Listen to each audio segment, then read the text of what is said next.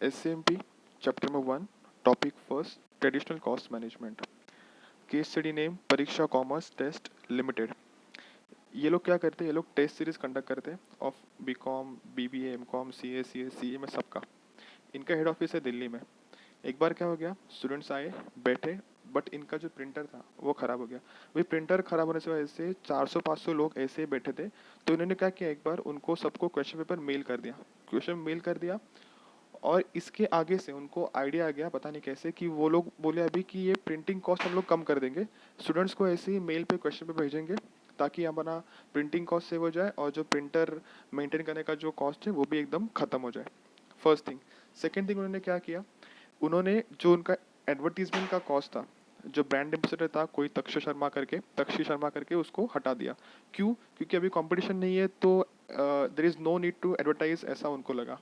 Third thing उन्होंने क्या किया, उन्होंने जो उनके पास स्टाफ था, जो क्वेश्चन पेपर सेट करने वाले होशियार लोग थे, उनको कम कर दिया. फिर जो काउंसिलर्स थे उनको कम कर दिया और बोल रहे हमने कॉस्ट सेविंग कर लिया. Next, in case of advertisement, उनको क्या हुआ कि उनके जो फाइनेंस वाले हेड थे उनको बोल दिया कि जो कंपनी कॉस्ट इनकर कर रही है for advertisement is much more higher than the competitors. इसके वजह से this was one of the reason why they reduce the advertisement cost. फिर ये सब होने के बाद उन्होंने अपॉइंट किया एक कॉस्ट मैनेजमेंट को. एंड फिर उसने देखा कि यार जो उनका कॉम्पिटिटर है मार्केट में, एक बड़ा कॉम्पिटिटर है उनका, उसने अभी अभी नया नया एक ब्रांड एम्बेसडर हायर किया है जो उनके उनके ब्रांड एम्बेसडर से बहुत फेमस है. तो उसके बाद जाके उन लोगों ने भी फिर से एक ब्रांड एम्बेसडर अपॉइंट कर दिया जो उससे भी बहुत ऊपर वाला है. सो इन शॉर्ट, ये लोग ने जब कॉम्पिटिटर ने एक्ट किया तो उसको रिएक्ट किया. The question ask over here is whether the test series wali company is following traditional cost management or strategic cost management. So answer is very simple, they are following traditional cost management, but the explanation is first write what is traditional cost management, then write what is strategic cost management, and then answer what is the company is following traditional cost management because वो दुखी होके cost को कम कर रही है. It is focusing excessive on cost reduction, whereas in strategic cost management आप खाली cost reduction नहीं करते हो, आप आपकी strategic position, कंपनी की ओवरऑल क्वालिटी वगैरह को भी ध्यान रख के आप कॉस्ट को कंट्रोल में रखने की कोशिश करते हो. Next point over here is what are the limitations of traditional cost management. So the limitation is first is focus on managing cost. सिर्फ कॉस्ट मैनेज कर रहे हैं, कॉस्ट को कम कर रहे हैं, बट क्वालिटी को ध्यान नहीं दे रहे. So there is a problem of inferior quality. Third, they are focus only internal focus, सिर्फ अपने ऊपर ध्यान दे रहे हैं. जो बाहर उसके कॉम्पिटिटर्स हैं वो और ज़्यादा एडवर्टीजमेंट कर रही है, वो लोग और क्वालिटी इंप्रूव कर रही है, उसके ऊपर वो लोग इग्नोरेशन दे रहे हैं. देन रिएक्टिव अप्रोच, जब बाहर वाले कॉम्पिटिटर ऐड करते हैं तब ये लोग ऐड करते हैं, अदरवाइज ये लोग शांत रहते हैं. Limited focus on review and improvement of existing process, ये लोग इम्प्रूव छोड़ो, ये लोग और प्रोसेस को गंदा करते जा रहे हैं. जो physical, what is the expectation of modern customers, they want physical paper, more councillors, more training, doubt solving, ये सब वो लोग नहीं कर रहे हैं. वो क्या कर रहे हैं, क्वेश्चन पेपर मेल पे भेज रहे हैं, which is very uncomfortable. Chances है कि लोग चीटिंग करें, students tend to cheat in the exam.